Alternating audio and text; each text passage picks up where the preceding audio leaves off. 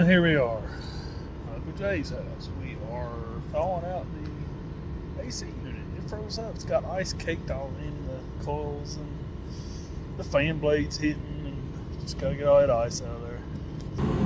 Here's the setup. Got my torpedo heater under there. Trying not to get it too close to the unit, but gotta melt that ice out of there. Let's see what we got here.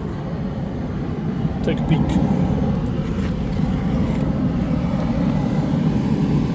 As you can see, it is dripping. A lot of water coming out of there. Gotta get it out of there. I don't think it's too close. It's all down. What a day. Thus continues my week. Tired. So tired. But you gotta do what you gotta do. Hairless mower out.